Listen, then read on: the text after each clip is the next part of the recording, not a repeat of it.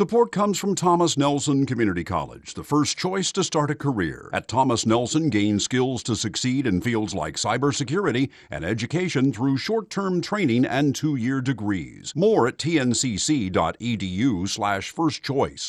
Support comes from Hampton Roads Community Foundation, partnering with donors from all walks of life to improve southeastern Virginia through grants, scholarships, and leadership initiatives. Learn more at hamptonroadscf.org.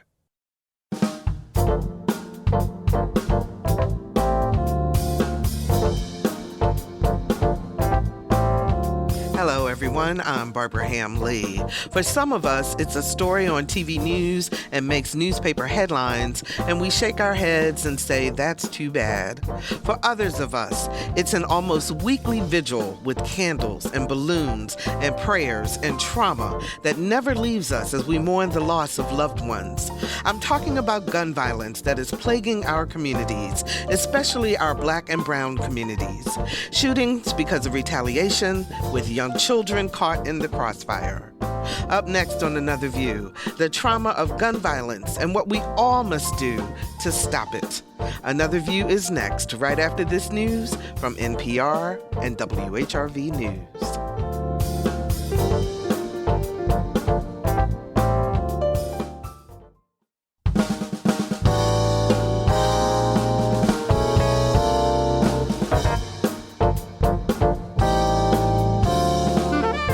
Discussing today's topics from an African-American perspective, this is Another View. Hello, everyone, and welcome to Another View. I'm Barbara Ham Lee. Before we get into our topic today, 2 things I'd like your help with. Number one, Another View is trying to put together a program where we want to showcase small, minority-owned nonprofits that are working in the community. So if that is you, if you are the owner or are a member of a small nonprofit that is Black-owned and you're working in the community, we really want to hear from you. Now, we'd like to get an email from you at contact@anotherviewradio.org. That's contact@anotherviewradio.org. Tell us your name, the name of your organization, how we can reach you, and why we should showcase you. And we're putting together a show for later on, hopefully this summer, if not into the fall, and we would really love to hear from you. Also, hashtag 757 breastfeeds invites you to meet me at the mountain to kick off National Breastfeeding Month. That's on August the 1st from 10 to 11 a.m. at Mount Trashmore. So they're going to walk around the base of Mount Trashmore to show your support for breastfeeding. Gather at between 9:30 and 10 at the Edwin Drive restrooms, and the walk begins at 10 a.m. Great way to get some exercise and also show your support for breastfeeding, which is so very critical for the health of our babies. So since January of this year, there have been a total of 272 shootings and 95 homicides by gunfire in 6 of the 7 major cities of Hampton Roads. Now, Norfolk provided homicide numbers, but not shootings, and we were unable to get any numbers from Virginia Beach, which means the totals are higher. Those are the numbers, but what about the people? How did the victims recover? How do parents help their children process life when one of their friends is shot and or killed? What happens to a community where the residents are afraid to come out of their homes for fear of the violence? What do we as a collective community need to do to take back our streets? Joining us today with a reality check is Bobby Kipper. He's the CEO of the Center for the Prevention of Community Violence. And in full disclosure, I am a board member of the NCPCV. How you doing, Bobby? Bobby, you with us? Doing fine, Barbara. Thanks for having me. Great. Thank you for being here. And also joining us is Cameron Bertrand. He is founder and president of Violence Intervention and Prevention LLC, or VIP. How are you, Cameron? I'm well. I can't even complain. How you doing today? I'm doing great. Thank you so very, very much for joining us. And Cameron, I want to start with you because, you are a graduate of Christopher Newport University. You're a veteran, an entrepreneur, a counselor, a mentor, and you're also a victim of gun violence. Can you tell us the story of what happened to you? Yeah, absolutely. First and foremost, I just wanted to thank everybody that is listening in today. I wanted to make sure we give the utmost thanks to our ancestors for always creating these spaces for us. And I think that it's important to acknowledge that even though as a gun violence survivor, I was shot right here in Norfolk, Virginia on November 7th, 2015. Throughout that experience, I'm still making decisions every single day for what happened in 2015. I'm still partially paralyzed, still have those chronic disorders. So these are things that even what happened that day is an impact on what happens, in the long run. And so we got enough time for that story? Absolutely. I would love for you, because I think a lot of people really don't. Number one, I think two things. One, they think it doesn't happen in my neighborhood, so therefore it does not affect me. And two, they really don't understand the trauma that you face as you are a survivor, but there's still additional trauma, as you just mentioned. So give us the details. What happened? What were you doing? Yeah. So literally just like a regular day, leaving homecoming, leaving Norfolk State's homecoming football game. Never forget it. And that's important to note because a lot of people also think that gun violence survivors or people that are victims of gun violence often brought it upon themselves. So they were doing something in the streets they weren't supposed to be doing, and that's what triggered it. And that's 100% not the case. So ultimately, when we were leaving the football game, again, just a normal day, my mother was born and raised in Norfolk. My best friend, Dorian, that I was with, he lived in Norfolk most of his life, went to Maury High School. So again, we're in a community that we have no reason to fear. I don't fear my own people anywhere I go, but let alone especially in my hometown. So walking to the car, we see this guy to the left of us standing, and we're walking down, we're right on Corporal and Marshall. So we're walking towards our vehicle. I couldn't even tell you how far away we were from it at this point. But I remember that we were somewhere in between Corporal and Marshall. And when we got past him again, it's not like we didn't see him, gave him a head nod, what's up, bro, and everything. We got about 2-3 steps past him, and we heard that gun clock. Now, mind you, I've been around guns, unfortunately. I've witnessed gun violence. I did 4 years in the Army. So that sound itself, I'm very familiar with. You know what I'm saying? I'm like, yeah, I know that. So I look at my friend first, and then we turn around, and he's standing there with the gun in his hand, shaking, literally shaking. You know what time it is, run it, empty your pocket, give me everything you got. I'm like, I look at my friend, and I let out a laugh, not because it was funny, but because I really couldn't believe what was happening. And I knew the reality. I didn't have nothing on me. I'm leaving a football tailgate that was free. I ain't have no reason to have no bread on me. So I'm looking at him like, bro, like, what you doing? Like, I'm asking what he's doing because I see that he's shaking, which is an indicator to me that he don't even want to do what he's doing. So I'm like, I ask him, why are you doing this? And as a published author, people would read this story and ask why I would talk to him, why I would do anything. But the reality was, in that moment, I believed that if he shot me and killed me, I at least wanted to know why. And I had the right to. So as I asked him that question again, why are you doing this? You need this bread? You need this money? You trying to be hard? Like, what's up? He like, nah. Like, I'm not trying to be hard. Like, I need this money. So I'm like, bro, this ain't how you gonna get it. Like, I don't have no money on me. I took my debit cards out. I looked over to my friend, I'm like, bro, how much money you got? He said, $3. He threw it down on the ground. I said, man, you doing this over $3. Like, if you knew who I was or what I do, because I was a director with the Boys and Girls Club at the time. I was working throughout the entire state in our underserved communities. So I'm like, if you knew who I was or what I do, like, you would just ask for the help. You ain't even got to go down like this. But I can't help nobody with a gun in my face. So this entire interaction now, he's not only kind of like the gun's going from me, back and forth from me and Doran. And he's patting our pockets. He's realizing that we really don't got nothing. So at that point, and I teach this again in our conflict resolution and decision-making in our youth program, because everybody in that situation had a decision to make, myself included. Because if I had hit him or disarm him like I was trained to do in the Army or anything, and that gun goes off and hits my friend or myself, that's on me. Right. I would have to live with that. So again, trying to de-escalate the situation to make sure that we made it out alive. That's decision making. But there's a lot of programming and reconditioning in our mindset, because most people in that situation have every right to be upset and react, and that's your program response. But my program response in that moment was to figure out how to get us out of that. So even as I asked him again, like, why are you doing this? He's stepping back. He's looking. He realizes that we really don't have anything.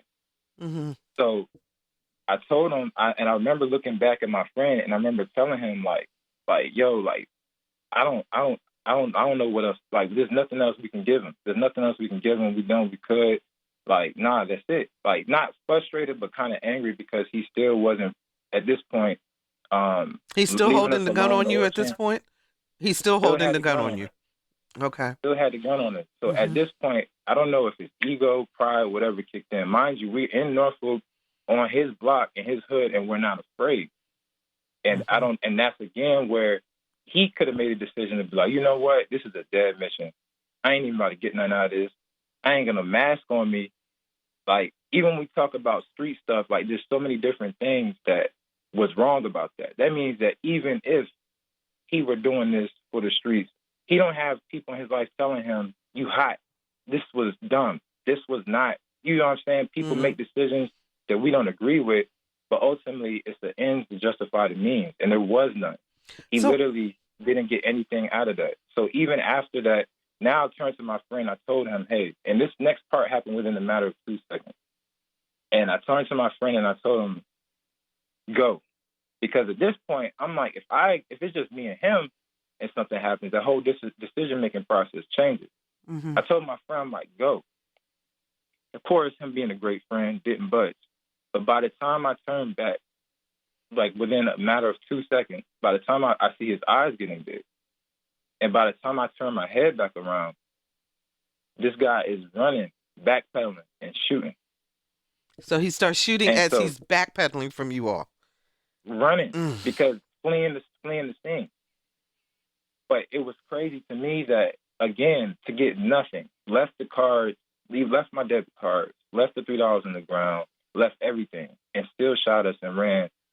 And prior to that, the last thing he said to us before I told my friend to go was he told me to take my gold necklaces off, the chains I had on my neck. Mm-hmm. Again, that triggering moment where if he feels like he's not in control in that situation, I have no choice but to believe that was the reason that he did what he did. But I'll never know. The worst part about a lot of this situation is that people saw me and my best friend laying on that ground after we got shot. Multiple people. Nobody crossed us during this interaction. But multiple people saw us laying on the ground in our own blood and left us there to die. And Wow, that's Cameron. the discussion that we have to have. Because in our communities, people, outside of our community, have this ethnocentric mindset where they believe they know what's best for us. But in that situation, I have no choice but to believe that people were afraid to help. I cannot believe that people are so numb to violence and so numb to the culture of violence that they believe that we deserve to die. I cannot believe that. Where did he But what I shoot do you, believe- Cameron? Where were you shot? I was shot. It went straight through my hip. My friend Dorian, his went straight through his pelvic bone.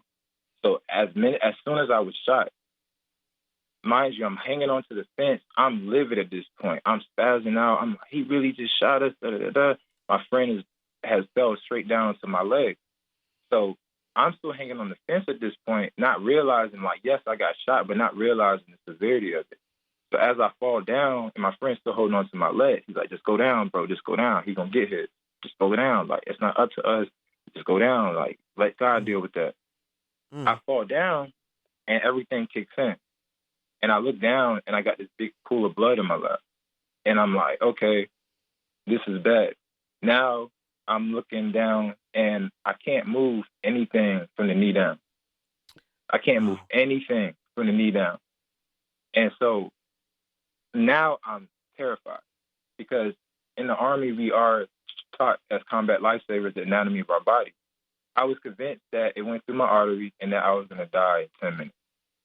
I was counting down the entire next 10 minutes. I stopped after that because I believed that I was going to live. But for that next 10 minutes of my life, I knew I was going to die. And I wanted to make sure that at least I got some help from my friend. That was where my mindset was in that moment.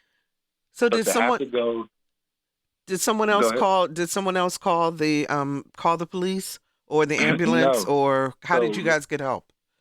so as the moment after I'm laying there and I realize that I'm paralyzed and that we got to get some help because again, one car probably time was so hard to tell like how long we were really out there.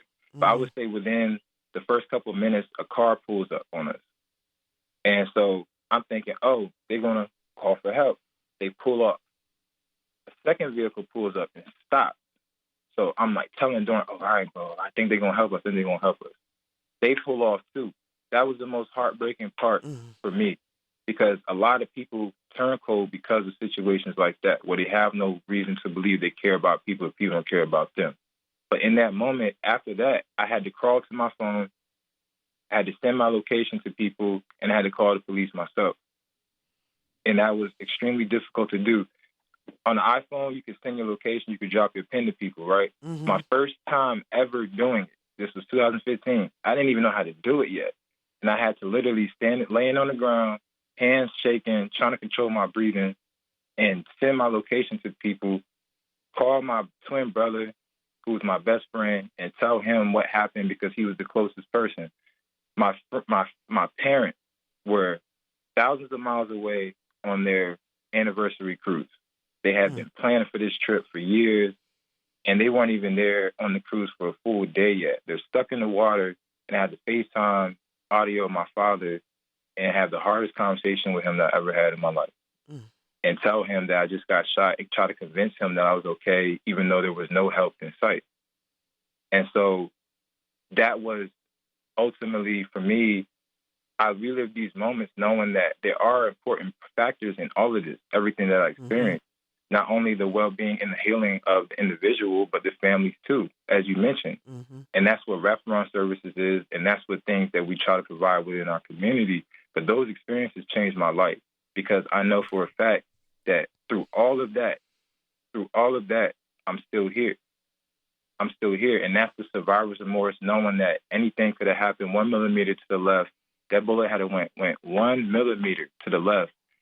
I never would have met a lot of you all. I wouldn't even be having this conversation right now. Yeah. Well, I'm glad that you're okay now, but we're going to talk about some more about how you've turned this tragedy into action to make a difference in the communities. Bobby, I want to bring you in on this conversation because as a former or as a retired, police officer from Newport News, gun violence is not a stranger to you. And as the CEO of the National Center for Prevention of Community Violence, you're working on this on a daily basis. What is your reaction when you hear Cameron's story? Obviously, because these stories are too many, Barbara, as you well know, and I'm heartbroken again, and not only for what occurred that day in Norfolk or that evening in Norfolk, but his emphasis on the fact that no one stopped and helped, and no one really came to his rescue of obviously somebody whose life was in peril and jeopardy, and it just begs to ask the question, has violence really become a way of life, in our urban communities, especially for our urban teens? And I think, Barbara, unfortunately, I think we know the answer to that. And I think you described that at the front end of this broadcast. But, we've got to do better as a society. Violence is we can't treat it any longer as, getting involved in the politics. But, violence is clearly a human rights issue for our communities. And I hope at some point we can give it the just due that it needs in order to really pull off stops, to get everybody on board to work together to make solutions available. And, Bobby, you and I have had this conversation because I know that there are people out there listening going, okay, Bobby's an old white guy. I can say that to you. But this is an issue that everybody has to address. This is not a black problem. This is the recipient of, but it is not a black problem. It is a societal problem, is it not? Absolutely, totally. It's a national, problem. Especially, I know I've heard Chief Boone talk about this from Norfolk. It's especially impacting our urban communities and especially black teens. This is something that even, from an old white guy, and I love and respect you, so that's fine. But even, we have solutions that we've worked on in the past in communities that work, that actually reduce violent crime within some real troubled communities. But we did not do it from us coming in, telling communities how to really heal themselves. We came in to really empower communities with ideas and get their answer to what they felt in their communities. Too many times, and as you're well aware, I was, for 4 years, I spent in the Attorney General's office as the director of Virginia's gang reduction program following my time in Newport News. And we really found out that the best thing that we could do to really support communities is listen to communities. We bypass the grassroots and try to make this at a level that you cannot solve it. These are going to have to be solved on the ground within these communities. And I think we really believe in strategic planning, and I'll discuss that in a few minutes. But I think this is what needs to happen. We make this a bigger issue away from the community, but we don't make it a grassroots problem for communities. And I think that people of all walks of life, of all colors, of all professionalism can get together. And I think we can figure this out. Cameron, I was in a meeting recently and they were talking about the shootings that are going on. And one of the relatives of a young person that had been shot recently made the comment to city leadership that you people show up after the fact. You're here for the vigil, you're here for the balloons, you're here for the candles, but you're not here in the middle of the night when all of this stuff is happening. I wonder what your reaction is to that. It's the truth. For some, I can't say all. I definitely know that there are people, especially some city officials, that do things outside of their job title. Like a lot of people who were born and raised in that area that go out and use their own platform and to go into the communities and to host events. Like, that's the part we need to see. Like, even Miss Worcester, she goes out and plays soccer with the kids. Like, they need to see them outside of that own, you know what I'm saying, out of that, outside of their seat. But that's the key. Like, those nights, the environment, the conditions that people have to live inside of, we cannot expect anything other when we know that people, and I'm a sociologist, I firmly believe that people learn through interaction. I really do, which means that if we're not outweighing those interactions in the environments that they're going home to, like, it's really hard to have that rapport and trust the city officials when, again, they only see them in those spaces. Like, that's the part where, again, we talk about trauma-informed approaches, right? And the grassroots-oriented solutions that was just mentioned prior to. Well, like, these are the things that keep people in tune right there in the community, because that's the part, like, people need to have that relationship 100%, where it's like they know that people are not just there for that moment, for that light, because for whatever reason, this is starting to become, gun violence is starting to become like a trend, like where it's like people are hopping on and pushing out funding, but it's not making it to the grassroots. And that's the hard part. I ran for office in Virginia. Like, I'm a part of the civic engagement table. Like, I go to the General Assembly each year. Like, I'm you know what I'm saying, I'm really going just to see, like, before I go out and really speak on something or raise hell, like, what is there actually any opportunities for us to bridge that gap? And even when that's done, we still don't see it trickle all the way down. But that is 100% a huge factor for a lot of people who live in those environments and those conditions where they don't see the elected officials or even the people who create policy legislation for their communities. They don't see them there. It's hard to believe otherwise. So what is your reaction then if someone says, people who would live in marginalized communities, they're already struggling. They're trying to keep food on the table. They're trying to make sure their kids are educated. I mean, they're going through unemployment, health issues, all of that. And now we want to say, and it's also up to you to figure out this crime thing. I mean, in other words, are we putting too much pressure on the community, or is it only the community that is going to be able to get people to react and to stop the violence? The community can't do anything without resources.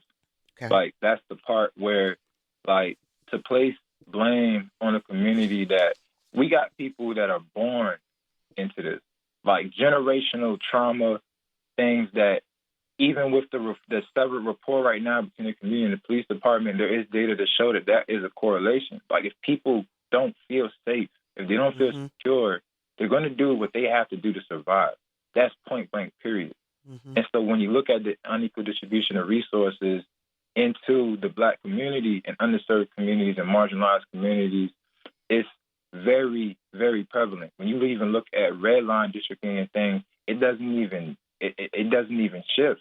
Like, we have some real life issues that we have to diagnose, and we have to put resources and equity and tangible assets, which all equate to reparations, but things that we need to level the playing field before we start talking about expectations for people who are still healing. And this is like, I'm talking about urban traumatic stress disorder. Me and Regina were talking about this for the past few weeks.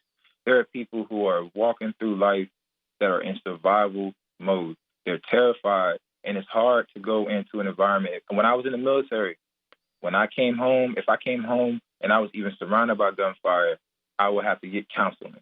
I would receive counseling. If I had PTSD, I would get services for the rest of my life through the VA, and they would know that I am struggling with those issues. But we have people who are walking through these streets every day and aren't getting any help. Hearing the gun violence, and they're not getting the help, and we expect them to do what? Yeah. It's so unfair, and it's now to the point where we're still having the same conversation, and we know exactly what is happening, and it's still not getting done. If we do not put resources in the community, those kids don't have to go and take a bus miles away to go see something nice when they should be able to walk out their doors and see it. And they should be able to go into their communities and see the stores and ownership and things that are in their community for them that they own. If we don't have that, they don't have anything to lose. Okay. And they have very little to live for. And they're making decisions today because they don't believe that they will live to see tomorrow. Yeah. That's a mindset that is unfair, and that has 100% been the blame to the circumstances, not to the people that live in that community. And that's completely unfair and unacceptable for anybody who thinks otherwise.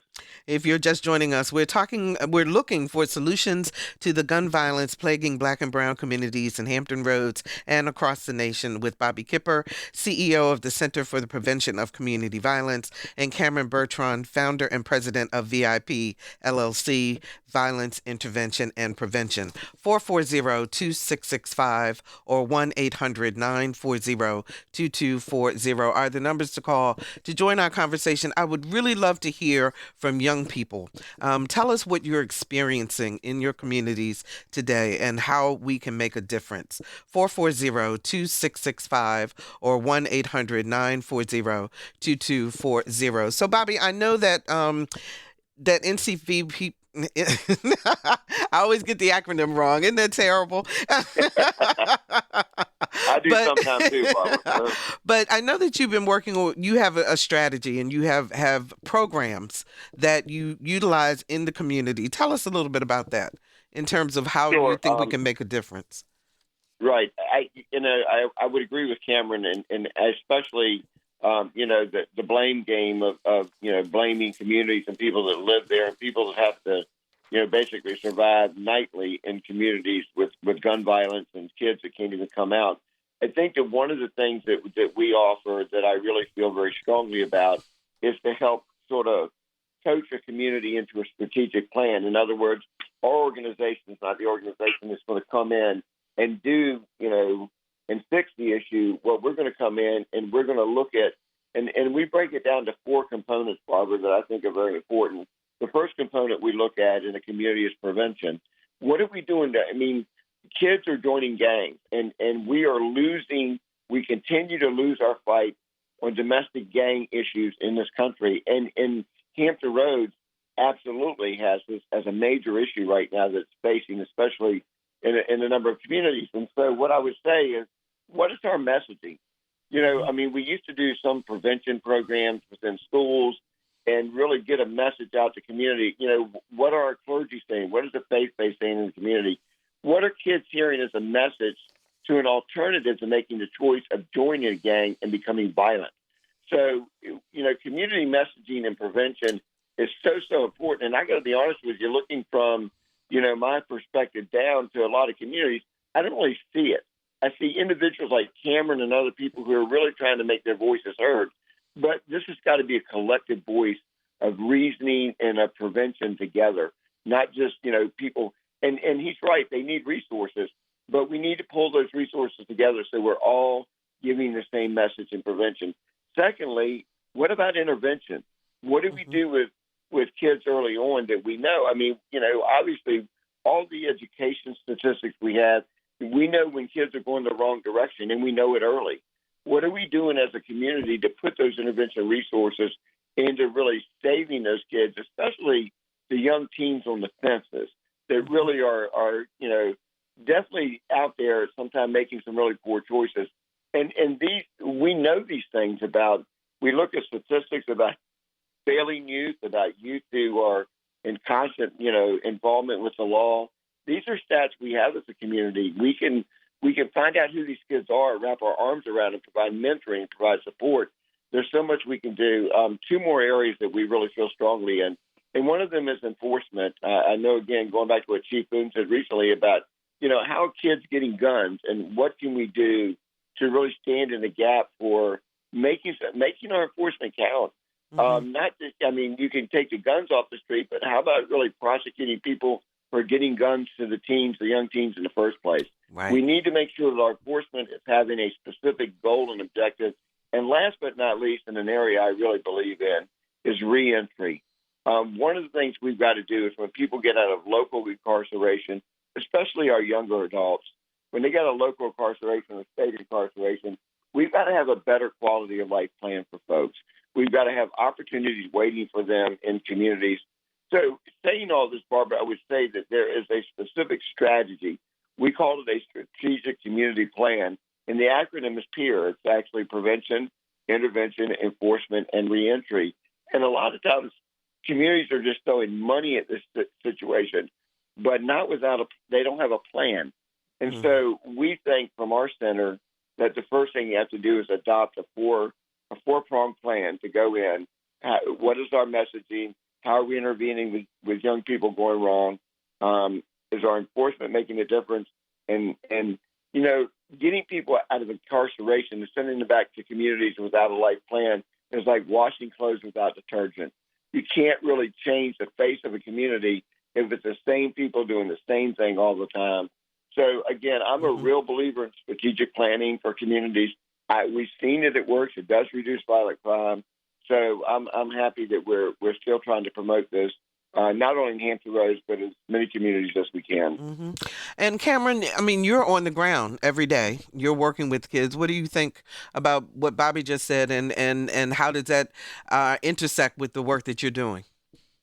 Yeah, I think that's 100% where the priority has to stay. Not only with prevention, 100% has to be a bigger priority, because if we could prevent a lot more of the trauma we're seeing in our communities, not only does that help the individual and the well-being and emotional wellness of our community, but when we're talking about the funding and resources that we're already fighting for, at least we can put those into places, because intervention is far more expensive.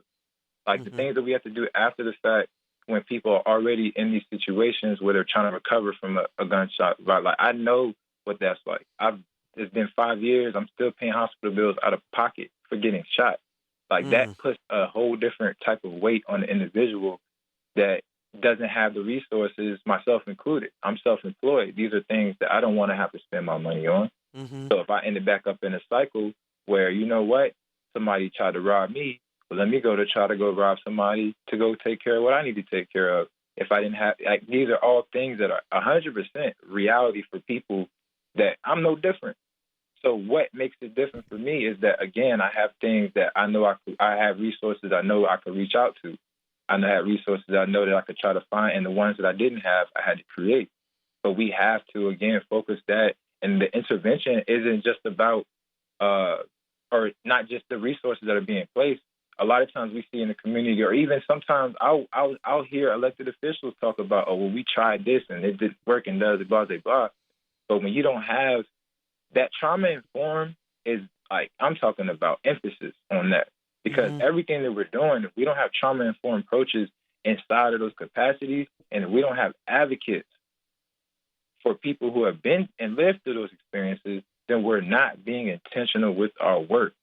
It's very disheartening to see roundtable discussions taking place in Norfolk, where I got shot at, and I do thousands of dollars of worth of free work in that community. Again, it's more so about knowing, like, okay, at least I would have an input or a voice in the work that's supposed to be taking place to help people like me, right? Mm-hmm. But Mm-hmm. again, if I had seen an advocate of somebody else that was a gun violence survivor, like, okay, cool, like they know what I'm experiencing too, and that means something.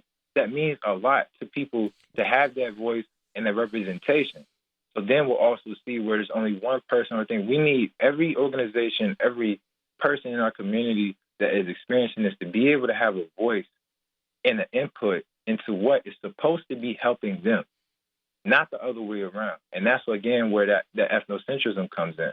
And we have that big gap, and we got to change that, not only with the political hegemony, the legislation that does not being created to protect us, like, or to treat this as the public health crisis that it is. Like, there's no way when the pandemic first started that if it wasn't treated like a public health crisis, that we would have been able to have these teams put in place and task force and everything that was created to help people. And it's still, the numbers still go up, right? Yeah. But they're putting a lot of emphasis and priority into reducing the numbers of COVID. Mm-hmm. But vice versa, because gun violence is looked at as an issue in the Black community, when we have more mass shootings this year than we've ever had in history combined, that's a problem. It is a public health issue that needs to be treated as such. And if we do not have, again, the resources to actually do that, everything that we're even talking about right now won't matter. Gotcha. Let's go to the phone lines. Keith joins us from Chesapeake. Hi, Keith. You're on the air. Hi. Can you turn your radio down, Keith, please? Sure. Thank you. I'm sorry. My apologies. No problem. I understand what your guests are saying, but I'm an older guy, Black male, grew up in I won't say the hood, but a rough neighborhood, next to a rough neighborhood, and all the people that I know made it. You have a choice. At a certain point, you have to stop blaming other people for your behavior. You have a choice. And you make a choice to kill somebody. Back in the day, people would have fist fights. Then it turned into knife fights. Now it's gun fights where people get killed. Things are better now for Black people than they were when I grew up. They're better now than they were when my mother was a child. Okay? I'm not saying that things aren't hard. I'm not saying that things can't improve, but I get tired of hearing excuses for bad behavior. Okay, let me let our guests respond because we don't have a lot of time, and I want to get their response to that. Cameron, your response to what Keith has to say. Well, could you give an example, Keith, of what excuses you might have been hearing? I'm sorry. Repeat that for me. I got to pull off. I'm on the highway, and I'm sorry. I shouldn't be doing that. Could you? Oh, thank you for calling in. Could you please give an example of what excuses you hear about gun violence? He's asking. Yeah. I'm in the Hampton Roads area, and in the city that I live on the peninsula.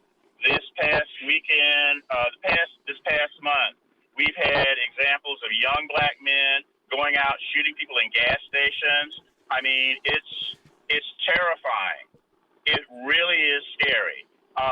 These young men have no sense of morals. They will shoot you if you look at them wrong, and it's frightening.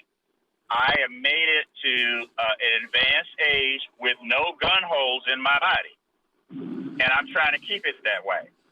And I've got to.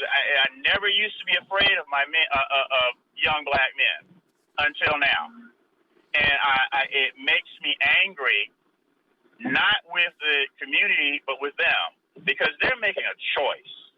They're making a choice to victimize other people in their community. Okay, let me let Cameron speak because I want to make sure that we can get the responses. Thanks so much for the call, Keith. Go ahead, Cameron.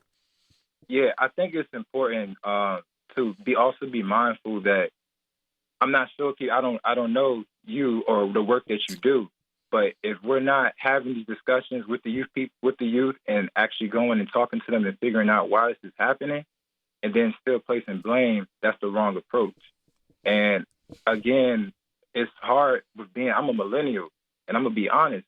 I don't feel like we've had a lot of examples inside of our community from the older generation on how to maneuver these situations. A lot of conflict resolution and things. We're going to school, we're trying to learn, but there has to be more interaction with people like yourself, Keith, in these communities, because it's not an expectation. You aren't born knowing how to de-escalate. You aren't born knowing what other options, and the people that are experiencing, I'm not condoning at all. I'm a gun violence survivor. So I know exactly how hard that is and what they're like to experience that. But what I will say is that if we do not put an emphasis on that interactions that people are having, we cannot have an expectation that people would know what you know. They don't have the same upbringing you had. They don't have the same interactions you've had. You lived in a different time, as you mentioned. You lived in a different community that was partially hood, you said, and that's different than being in the hood. So we can't have an expectation of what I would do or what I would do, because that's not a trauma-informed approach. A trauma-informed approach is the exact opposite of what we're talking about right now. It's, again, coming from a sense of understanding that we may not understand why people are making decisions. It doesn't mean that we compromise what we believe. It does not mean that we allow it to continue, because our youth and our families are dying. That's the bottom line. So we will never condone that. But what we can't do is blame people for what is happening, because, again, there's a bigger issue. How are those kids getting those guns? How are these guns getting into our communities? Why is that not being talked about? Why is it not being prioritized? Guns are being planted in the communities for people to get to, and these are whole different issues. But again, we have to look at why this is even happening and look at the mindset. Are these youth receiving the love and the care and the healing that they need? Because it is a mindset to be able to pull the trigger. It is a mindset, but it is condoned in different areas. We're taught how to do it and how to do it, whether you're in the police or the military and things like that. But people are defending themselves. We got to change that mindset. We got to help our community. We need people like yourself, Keith, to have those conversations with our youth and continue to outweigh the interactions they may not be having with people like yourself. Those Black men in our community, I would be the first to say, as a Black man, we have to see more of us. So the conversations, and I appreciate your feedback, but we need to be having these conversations with the kids right there in our community, so they can see that we want to help. Thank you, Cameron, for that. And I want to talk to a young person right now. Ayana joins us from Norfolk. Ayana, you're 17, I understand. Is that right? Yes, I am. Okay. Yes. Go right ahead. Sure. Hi, everyone. My name is Ayana, and I am currently 17 years old. I'm calling in because I know Mr. Cam personally, and he is a mentor to me. And we've had multiple in-depth conversations on the topic of gun violence. And he was actually an interviewee for our reparations documentary for the C-SPAN competition. And I've witnessed so many young people in my own high school wrestle with the loss of friends and families due to gun violence. People I've seen in the hallway have actually been victims of gun violence. So it's something that's very prominent in the Black community. And I really just want to say that I truly admire the work that Mr. Cam does. And I love the fact that he turned a life-changing event that hurt him into something positive to initiate change. And then that's something that really needs to be done. He works with me and other youth in the area. And just the impact that he creates is something that we should all just commend and appreciate. So okay, that's Ayana, what I wanted to say. Thank you so much for the call. I appreciate that. Go ahead, Cameron. Man, she about to have me on here crying. I appreciate Ayana so much, because the work that she's doing at such a young age, it blew my mind. So when she reached out, and that's the part right there. When we have people in our community, in our youth, that want to help and don't always know how, it's really important for us to help and to figure out how we can. And if we can't do it, to find resources. But we have youth that want to help. It's amazing that she called in right after the last call we had, because this is the part that we need to focus on. We have a lot of youth that understand what's going on, and if we can help prioritize and uplift them, they know what we need. We just need to be able to listen and prioritize and follow through on what they have expressed.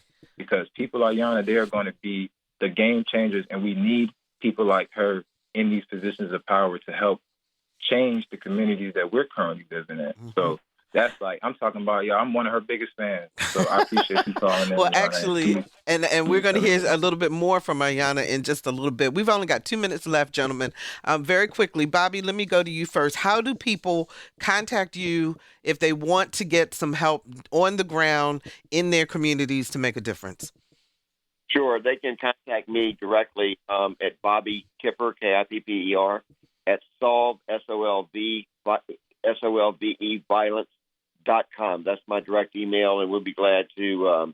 In the party comments, I'd just like to say, sure, Barbara, that we, our organization, you well know, believes that violence is a process and not an event. It will take a process, again, a clear process, to get us to another place than we are right now today. And we hope that people will join in. That is fantastic. Thank you so much. That is Bobby Kipper. He is the CEO of the Center for the Prevention of Community Violence. And Cameron, you have the last minute. What do you want to say to people to keep them engaged? Man, please be who you needed when you were younger. I can't emphasize that enough. Be who you needed when you were younger. Please understand that our youth are overcoming way more than any of us experienced. And that's all due respect to every generation, myself included. We would not survive in the life that they're living in right now, in the world they're living in right now. But we're here, and we can change that forever. We can change that, and we have to. We have to be the change we need to see in our communities. We have to turn our pain into our passion for helping others.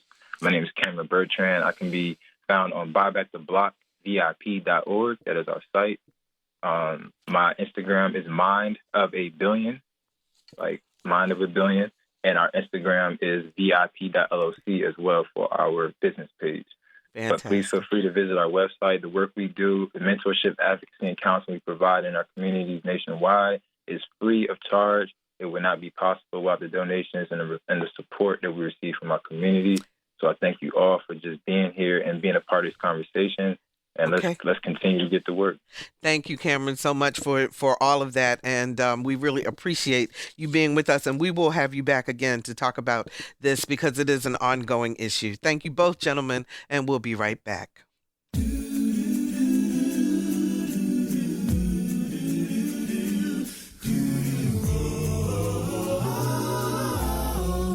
Hi, I'm Claude McKnight of the group Take 6, and you're listening to Another View. There's a new sun rising. I can see a new horizon. You will keep me realizing you're the biggest part of me. And welcome back. If you've never heard of ACT-SO, boy, are you in for a treat. This NAACP Youth Achievement Program allows high school students of African descent to develop their areas of interest and then showcase their talents through projects and performances. This year's Region 2 virtual competition produced several local winners who went on to blow the competition away on the national level. Our Lisa Godley caught up with several of those talented teens who are the epitome of artistic excellence.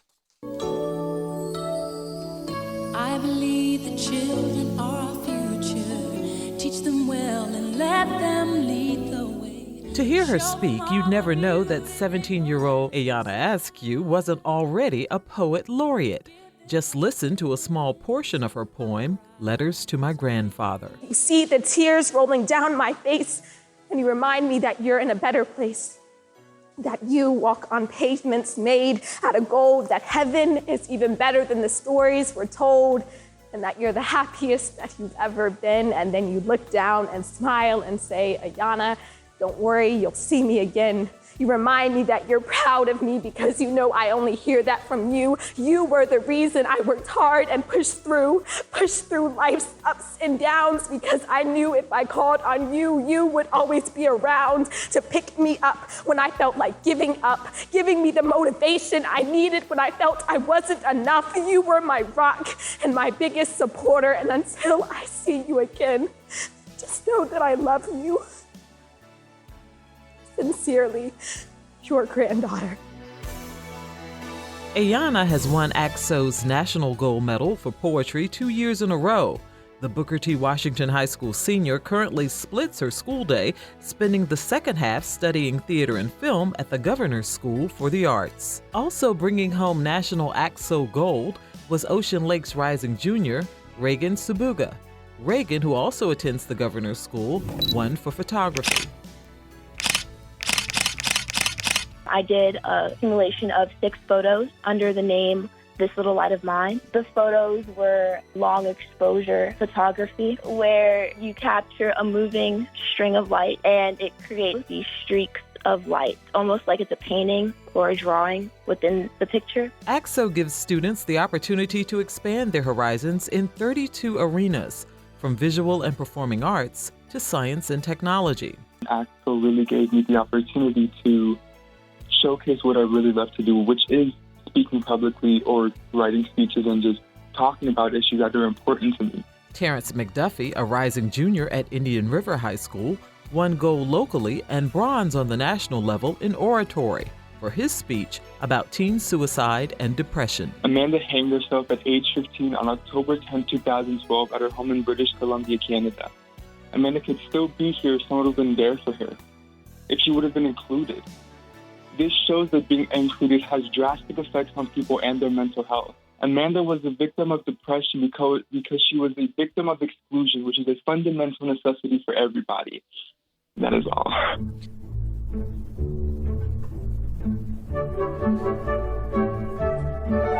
Hannah Page of Portsmouth danced her way to a silver medal at the national level for ballet. The Churchland High School rising sophomore shared a little of the practice schedule that got her there. So we met up with our coaches and we went over our introduction part and our dancing, and they gave us critiques, and then we would leave and then meet for another 3 or 2 weeks. And then at the end, after our last session, we would video our introduction and our dance or whatever you were doing for the competition. We would send it in.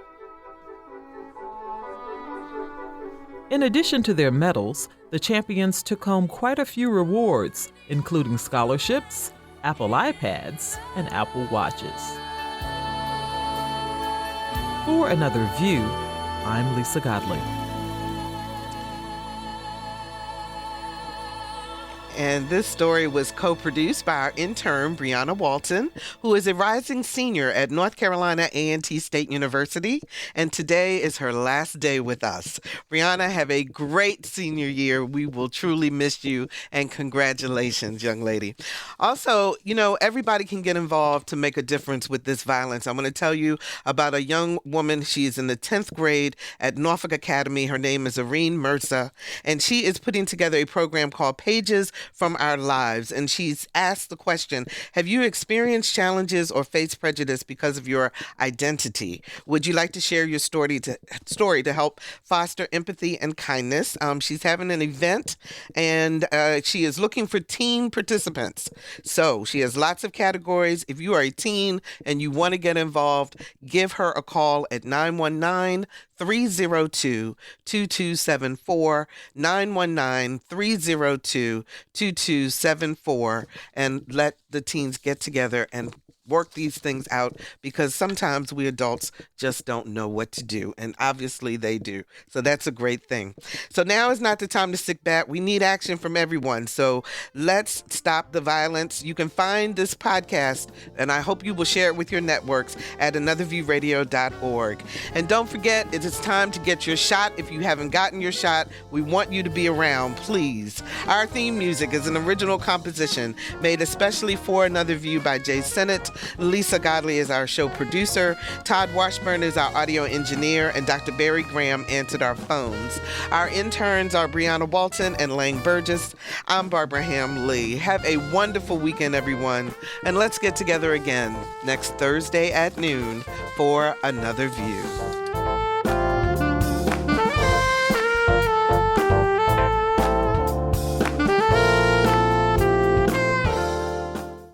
Support comes from Hampton Roads Community Foundation, carrying out your charitable wishes forever, whether it's helping shelter animals, feeding the homeless, enhancing the arts, or supporting students.